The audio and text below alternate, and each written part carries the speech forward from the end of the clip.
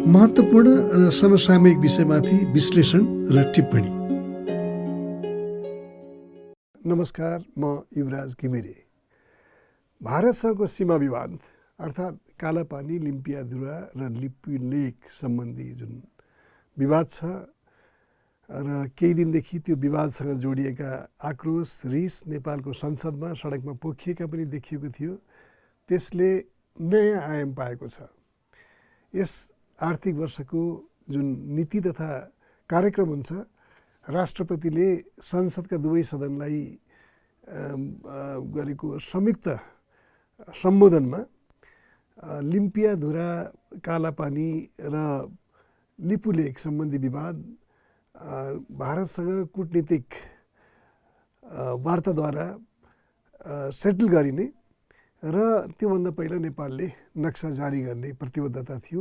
लिम्पियाधुरा, लिपुलेक र कालापानी क्षेत्र नेपालको भूमि हो र त्यसलाई प्राप्त गर्न ठोस कूटनीतिक पहल गरिनेछ।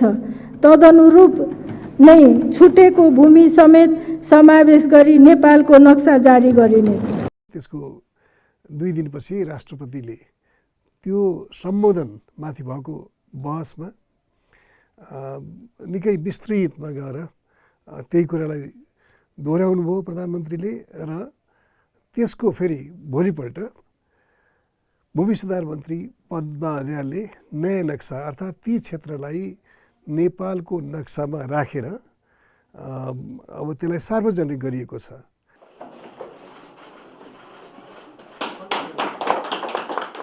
भोलि भारतसँग हुने जुन वार्ता हुन्छ जहिले होला, त्यो वार्तामा यसको के प्रयोजन हुन्छ त्यो एउटा पक्ष हो। तर तत्कालका लागि यसले नेपाली जनतालाई सरकारको आधिकारिक धारणाबारे सूचित गर्ने र एउटा पोजिसन लिन सक्ने वातावरण तयार गरेको छ। यो भूमि नेपालको हो भनेर यो त। तर आखिर प्रधानमन्त्रीले पनि भन्नुभएको कुरा के हो भनेदेखि यो नक्सा जारी गरिन्छ, नेपालकै भूभाग हो, कोही रिसाओस् तर हामीले लिएरै छोड्छौँ। अब लिम्पियाधुरा, लिपुलेक र कालापानीको विषय ओझ्याल पर्न वा सेलाउन दिइने छैन। यसको निष्कर्ष निकालिन्छ। यसको यो हाम्रो भूभाग हामी फिर्ता लिएर छोड्छौँ। फिर्ता लिने अठोटका साथ नै भारतले आफ्नो भनेर नक्सा विवादास्पद भूमि भन्ने हो भने पनि त्यो विवादास्पद होइन, हाम्रो भूमि बेकारको अकुपाई गरेर विवादास्पद बनाएको छ। त्यसकारण हामीले यसमा कोही रिसाउँछ कि भनेर हामीले अर्गेल गरेको भए पो रिसाउँछ कि भन्ने ठान्नुपर्ने आवश्यकता। हामीले अर्गेलै गरेको छैन। त्यसकारण यस विषयलाई सेलाउन पनि दिँदैन र कूटनीतिक वार्ताको माध्यमबाट ठोस पहल गरिनेछ र यो भाग फिर्ता ल्याइनेछ। तर अन्तमा उहाँले जोड्नुभयो फेरि वार्ताद्वारै कुट्ने वार्ताका जुन सरकारवाला पक्ष हो यसमा भन्दा भारत, किनभने बिचमा चीनको पनि कुरा आइराखेको थियो। चीनले पनि भारतसँग जुन नेपाल र भारतको बिचको विवादित भूमि, जसलाई नेपालले आफ्नै भन्ने दाबी गर्दै आएको थियो, त्यो क्षेत्रबाट हुँदै व्यापारिक सडक बनाउन भारतसँग सहमति गरेपछि नेपालले चीनलाई जुन दृष्टिले हेर्ने गरेको थियो त्यसमा केही आशंकाहरू उत्पन्न हुन थालेका थिए। आखिर जुन एउटा आदर्श मोडल मानेका छौँ हामीले सम्बन्धको, द्विपक्षीय सम्बन्धको, दुई मित्र राष्ट्रहरूको बिचको, त्यो चीनले पनि यो सीमा विवादमा एकतर्फी रूपमा नेपाललाई नसोधिकन भारतसँग उसले सहकार्य गर्ने निर्णय गर्यो भन्ने र त्यसबारे नेपालले 2015मा नै यो सहमति भारत र चीनको बिच भएपछि नै नेपालले त्यसमा आपत्ति प्रकट गरेको थियो। तर त्यसलाई कुनै अर्थ लाग्ने हिसाबले चीनले सम्बोधन गरेको थिएन।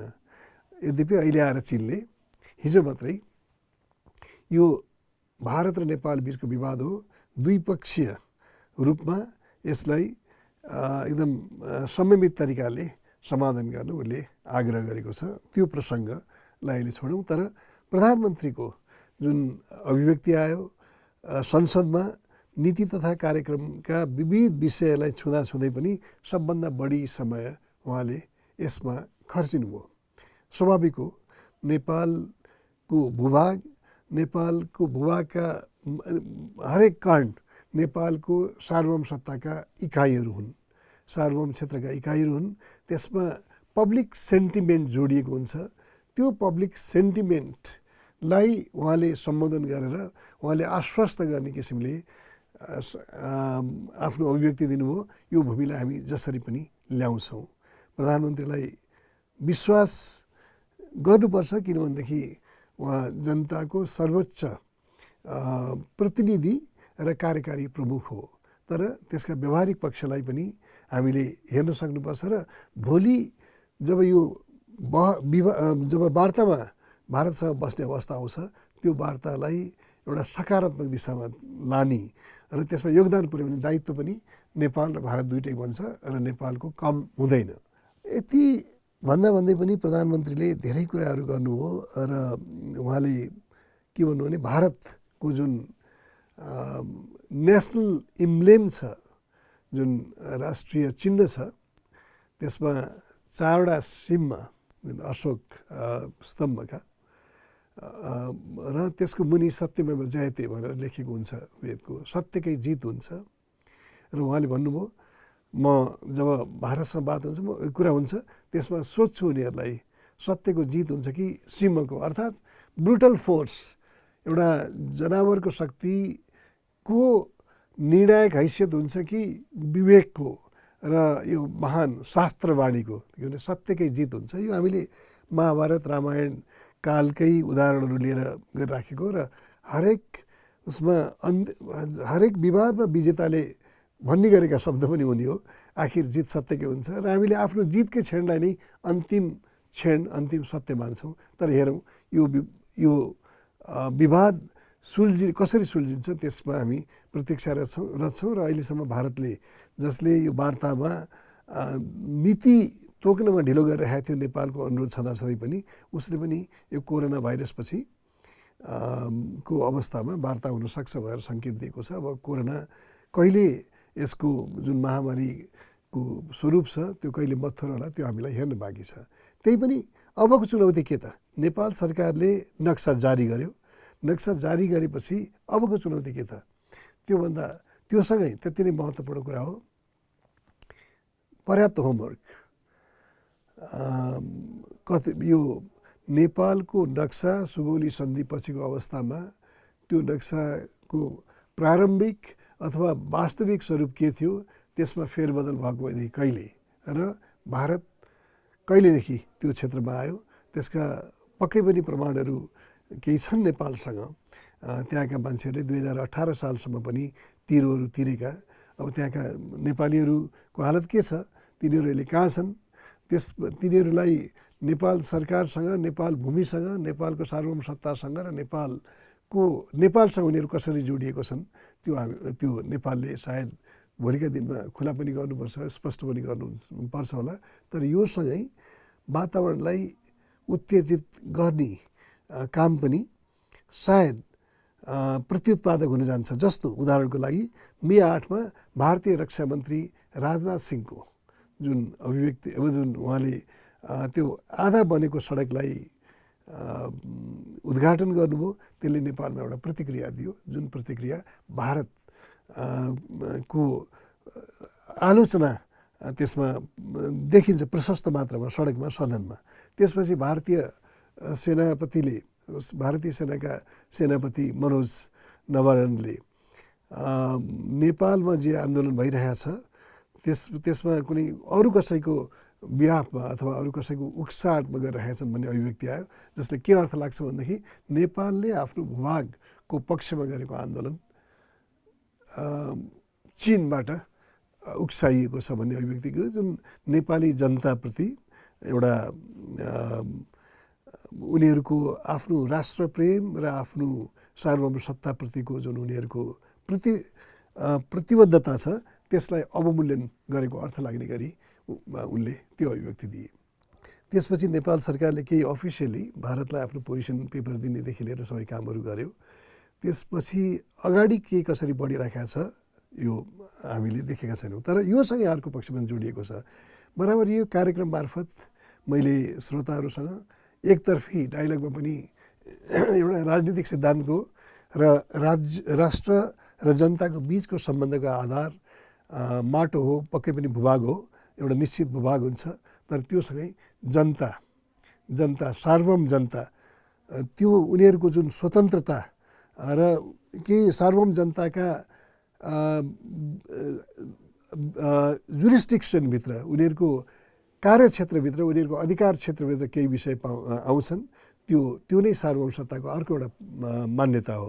त्यो के हो भने आन्तरिक राजनीतिमा नेपाली जनताको आत्मनिर्णयको अधिकार भने सामूहिक आत्मनिर्णयको अधिकार, देश विखण्डन गर्ने होइन, देशलाई टुक्रा गर्ने होइन, तर देशको पक्षमा त्यहाँका आन्तरिक राजनीतिमा निर्णय लिने अधिकार उनीहरूको हो, जसलाई हाम्रो नेताहरूले पटक पटक उल्लङ्घन गरेका छन्। मैले यताको कडीमा आएर 12 बुँदे उठाउँदै गरेको छु। 12 बुँदे मार्फत त्यसमा हस्ताक्षर गर्ने व्यक्तिहरूले यहाँको आन्तरिक राजनीतिमा भारतलाई निर्णायक भूमिका बुझाएका थिए। त्यसरी राजनीति अथवा जनताको सार्वभौम सत्तालाई बुझाउने तर माटोलाई बचाउँछ भन्ने यो परस्पर विरोधी काम हुन्। यसलाई चाहिँ यी मान्यताले गर्दाखेरि नेपाली नेताहरूको, नेपालको सरकारको जुन निगोसिएटिङ पावर हुन्छ, विदेशसँग हामीले वार्ता गर्ने जुन पावर हुन्छ, त्यसको नैतिक हैसियत कमजोर हुन जान्छ। किनभनेदेखि उनीहरूलाई भेट्दाखेरि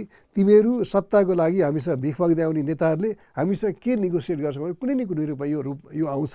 मलाई लाग्छ 12 बुँदे एउटा तितो अनुभव मानेर नेताहरूले त्यहाँबाट पछाडि फर्किउन्। नेपालको आन्तरिक मामला हामीले नै निर्धारण गर्ने हो भएर त्यो एउटा लेसन, एउटा पाठ पढ्नु जरुरी छ।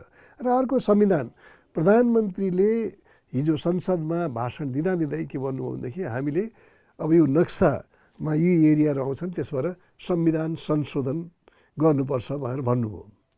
संविधान संशोधन किन गर्नुपर्छ भनेदेखि संविधानमा के उल्लेख गरियो भने यो संविधान जारी भएको दिनमा नेपालको जुन सीमा हो त्यही सीमा नेपालको मानिन्छ। त्यो त रहन्छ। तपाईँले हतारमा किन त्यति ठुलो निर्णय लिनुभयो जबकि यी विवादित क्षेत्रहरू छन्, सुस्ता छ, महेशपुर छ, त्यसको हेक्का नै नराखेर तपाईँले के भन्नु भनेदेखि त्यो दिन जारी भएको संविधानमा जुन नक्सा, जुन सीमा उल्लेख छ त्यो भएर भन्नुभयो। यसले एउटा समस्त त्यो कमसेकम हाम्रा जुन संविधान सभा जसले यो संविधान पारित गर्यो त्यसका सदस्यहरूले आत्मालोचना गर्नुपर्ने अवस्था आउँछ। यो नैतिक दायित्व हो त्यसको। किन हतारमा यस्तो किसिमको मुलुकको छवि नै गिर्ने गरेर भूभागप्रति संवेदनहीन भएर किन यस्तो संविधान जारी गरे? त्यो किनभनेदेखि नेताहरू, संविधान सभा संस्थागत रूपमा र त्यसका सदस्यहरू निजी रूपमा यसका लागि जवाबदेही हुन्छन्। नेपाललाई प्रधानमन्त्रीले त्यो भूमि हामी जसरी पनि फिर्ता लिन्छौँ भनेर भनिराख्दाखेरि संसदमा देखिएको जुन एउटा उत्साह थियो, जसरी समर्थन गरे उनीहरूले टेबल ठोकेर, त्यो बुझ्न सकिन्छ र बाहिर पनि त्यो खुसी थियो। तर त्यो सँगसँगै हामीले अर्को कुरा पनि के बुझ्नुपर्छ भनेदेखि हामीले संविधानमा के भनेका छौँ, केही कुराहरू परिवर्तनीय हुँदैनन् भनेदेखि त्यो राष्ट्रिय अखण्डता र सार्वभौम हाम्रो हैसियत हो। सार्वभौम सत्ताको विरोधमा कुरा उठाउन पाइँदैन। तर सरकारले त्यो अवस्थामा आफू पुग्यो। त्यसबाट यी कुराहरूले के देखाउँछन् भनेदेखि फास्ट ट्र्याकको नाममा यो खास गरेर सुभाष नेमाङ जसले लगातार हाउसमा अध्यक्षता गरे र जुन संविधानको जुन संवैधानिक समिति थियो त्यसका अध्यक्ष निलम्बर आचार्यदेखि लिएर बाबुराम भट्टराईदेखि लिएर यी व्यक्तिहरू थिए। उनीहरूले यो कुरालाई ध्यानमा राखेनन् र नेपालले त्यहाँ भनेको जस्तो सार्वभौम सत्ता सकारात्मक रूपमा भए पनि सार्वभौम जुन यो अपरिवर्तनीय भनेको कुरा त्यो आफैले परिवर्तनीय जस्तो अर्थ लाग्ने गरेर अहिले बाहिर ल्याउनु पर्यो। यी तीनटा कुराहरू असाध्यै महत्त्वपूर्ण र चौथो कुरा चाहिँ म एउटा सावधानीको रूपमा म भन्न गए मन लाग्छ, यो एउटा चेतनशील नागरिकको रूपमा हामीले बाहिर ल्याउनै पर्छ होला। त्यो के भने उक्साएर अब यो वार्ताको टेबलमा गएपछि सबै कुराहरू वार्ताकै टेबलमा राख्ने हो र यदि हामी इन्डियाको भाइरस कडा, चीनको भाइरस कमजोर, अमेरिका र युरोपको भाइरस कमजोर भन्छ भने यसले यो अविश्वासको अवस्थामा लाग्ने अर्थहरू चाहिँ असाध्यै प्रत्युत्पादक हुन सक्छन्। हामी प्रधानमन्त्रीको उच्चतम जुन सर्वोच्च प्रतिनिधि स्थल हुन्छ त्यो भाषणका मर्यादा र अभिव्यक्तिहरू पनि त्यत्तिकै मर्यादित हुनुपर्छ र शक्तिशाली हुनुपर्छ। र अन्तमा प्रधानमन्त्रीले नीति तथा कार्यक्रममा दिएका भाषणहरूका अरू पक्षसँग पनि जोडेर यसलाई हेर्नुपर्छ। किनभने नेपालीहरूको चाहना के हो भनेदेखि प्रधानमन्त्रीले जे भन्नुभयो त्यो विश्वसनीय हुनुपर्छ, हामी विश्वास गर्छौँ, हामी त्यसले उहाँले भनेको कुरालाई यो व्यवहारमा अनुवाद गर्नुहुन्छ भन्ने विश्वासमा रहनुपर्छ र त्यसका आधार हुनुपर्छ। प्रधानमन्त्रीले भनिदिनु भयो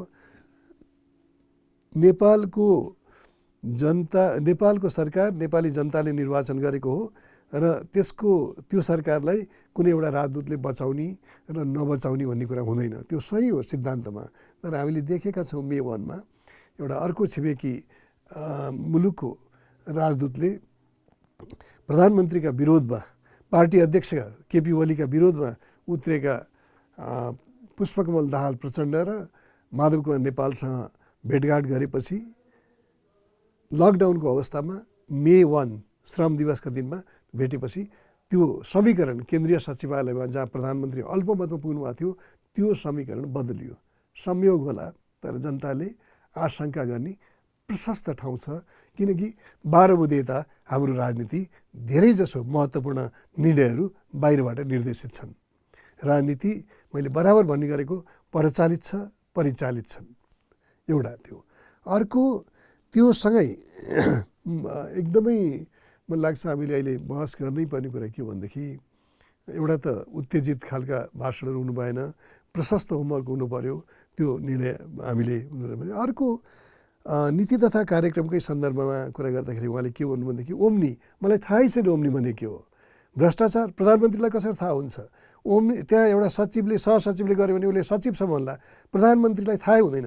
मुलुकमा भ्रष्टाचार छैन भन्ने कुरा यदि प्रधानमन्त्रीले डिनाइ गर्छ, यदि ओम्नी उहाँलाई थाहा छैन, उहाँको सचिवालयमाथि आरोप छ, उहाँलाई थाहा छैन भनेदेखि त्यो प्रधानमन्त्री कतिको विश्वसनीय हुनसक्छ। र उहाँले राष्ट्रिय सार्वभौम सत्तासँग जोडिएका महत्त्वपूर्ण विषयबारे मुलुकलाई आश्वस्त गरिरहँदा र उहाँले बोलेका यी कुराहरू विश्वास गर्न नसक्ने आधार, ओम्नी लगायतका प्रकरणमा विश्वास गर्न नसक्ने आधार पनि त्यत्तिकै प्रबल छन्। कतिपय सञ्चार माध्यमहरूमा कता कता ओम्नी भन्ने नामको कुनै कम्पनी वा संस्था आदिको कुरो लिएर पनि र यतिसम्म भन्न पनि अप्ठ्यारो नमान्ने, यतिसम्म पनि भनिने अवस्था मैले देखेँ कि यो बालुवाटारसँग सम्बन्धित छ। ओम्नी भनेको मैले सुनेको पनि थिएन, कसको के हो थाहा पनि थिएन। र व्यापार बिजनेसका कारोबार मेरो विषय होइन, मेरो विषय राजनीति हो। म व्यापार बिजनेस आदिमा रुचि पनि राख्दिनँ र त्यसमा डिल पनि गर्दिनँ र त्यससँग मेरो सरोकार पनि हुँदैन।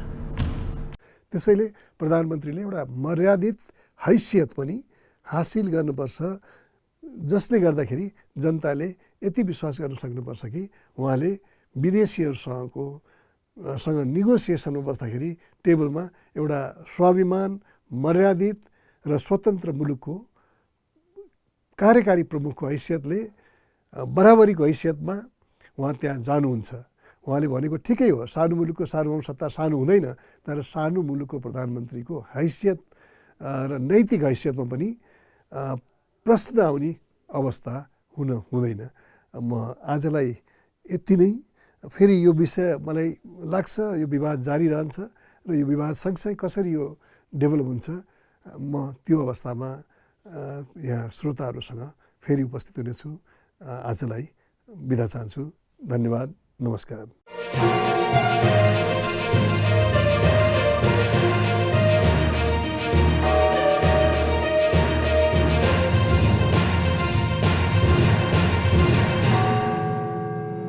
महत्त्वपूर्ण र समसामयिक विषयमाथि विश्लेषण र टिप्पणी।